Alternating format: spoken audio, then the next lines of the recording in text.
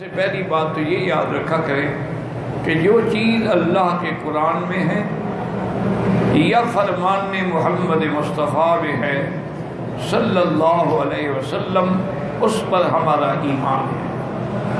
اگر وہ ہمیں سمجھ آ جائے تو الحمدللہ، اور اگر ہمیں سمجھ نہ آئے تو وہ ہماری سمجھ کا قصور ہوگا، یہ نہیں کہ وہ چیز غلط ہے، وہ چیز بالکل ٹھیک ہے، کیونکہ اللہ اور اللہ کے رسول کی بات جو ہے کبھی غلط ہو نہیں سکتی۔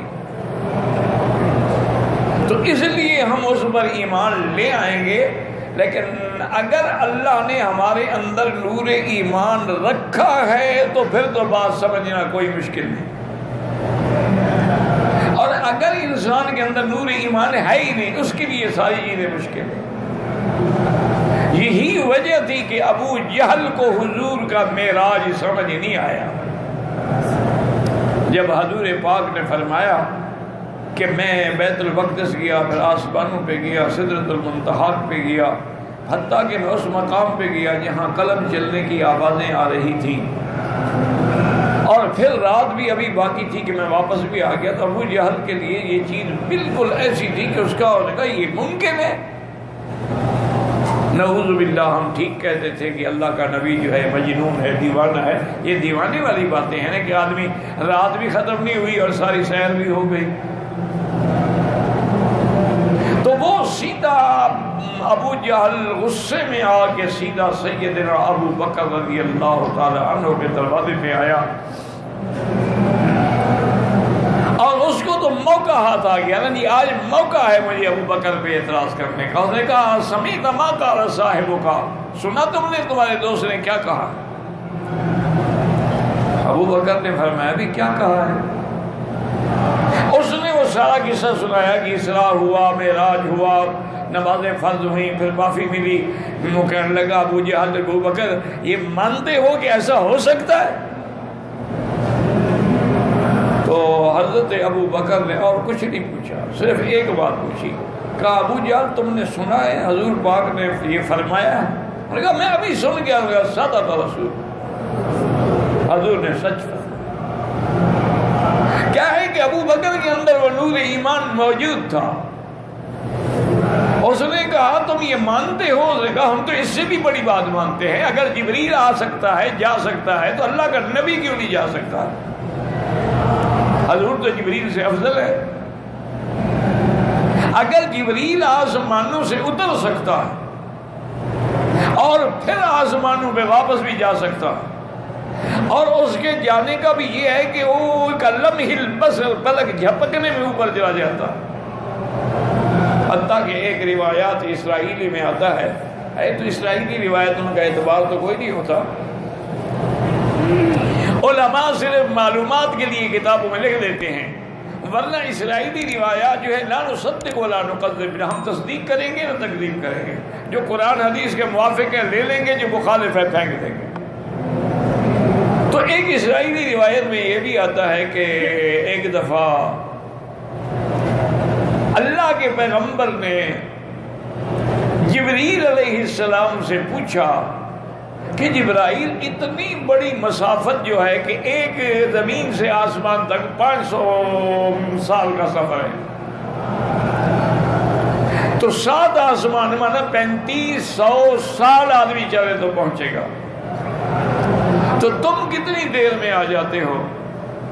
اور نے کہا کہ آپ یہ دیکھیں کہ جب بھائی یوسف علیہ السلام کو پکڑ کے لے آئے یا بات جب اس جنگل کے کنویں پر، اور یوسف علیہ السلام کو دھکا دیا کہ وہ کنویں میں گر جائے، تو میں 7ویں آسمان پہ تھا، اللہ نے حکم دیا کہ پہنچو یوسف کو نیچے چوٹ نہ لگے، تو یوسف کنویں کے کنارے سے پانی تک نہیں پہنچا، میں پہلے پہنچ گیا اور میں نے یوسف کو اٹھا لیا۔ یہ تو اللہ کی شان ہے۔ تو انہوں نے کہا کہ اب آپ خود اندازہ کریں کہ میں کتنی دیر میں آ سکتا ہوں۔ تو اگر اتنے پلک جھپکنے میں جبریل آ سکتا ہے تو اللہ تبارک و تعالیٰ بھی تو اپنے نبی کو بلا سکتے ہیں۔ اللہ کے نبی کا شان تو جبریل سے کروڑہ درجہ زیادہ ہے۔ جبریل تو حضور کے دروازے میں کھڑے ہوتے تھے جیسے خادم کھڑا ہوتا ہے، جبریل تو بغیر اجازت کے حضور صلی اللہ علیہ وسلم کی مجلس میں بھی نہیں بیٹھ سکتے تھے. جبریل ہی جو حضور کے لیے براق لے کے آئے اور حضور کو سوار کر کے لے گئے، وہ تو ایک خادم کی حیثیت میں چل رہے تھے علیہ الصلوۃ والتسلیم. تو اللہ کے نبی کے لیے پھر کیا مشکل ہے. تو دیکھیں نا کہ ابو بکر رضی اللہ عنہ کیسے ایک اہم بات کی کہ بھی حضور نے فرمایا، انہوں نے فرمایا سچ کہا. کیوں؟ جب ہمارا ایمان ہے کہ اللہ کے نبی غلط بات نہیں کہہ سکتے، بلکہ حضور کے سارے صحابہ جو ہیں وہ بھی صدوق و عدول ہیں، صادق بھی ہیں، عادل بھی ہیں، وہ بھی جھوٹ نہیں بولتے. اسی لیے صحابی جس سند میں ہوگا اس میں کوئی بحث ہی نہیں ہوتی، چاہے اس کا نام معلوم نہ ہو.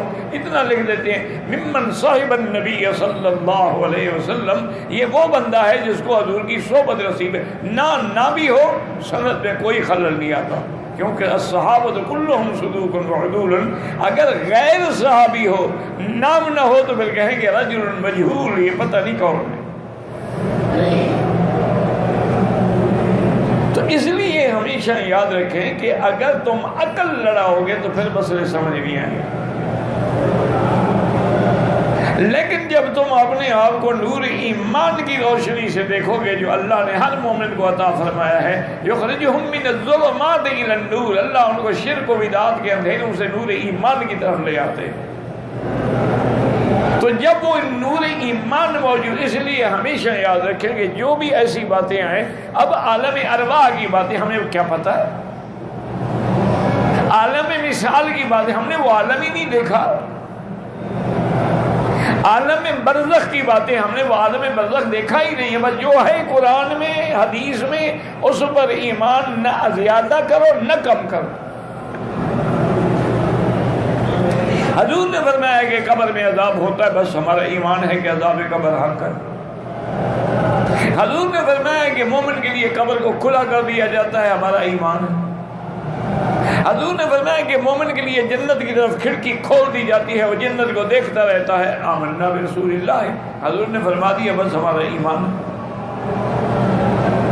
اب یہ ساری مشکلات جو ہے نا میرا بھائی کہ وجود ٹکڑے ہو گیا یا جل گیا، ہمارے علم میں جل گیا نا، اللہ کے آگے کیا مشکل ہے.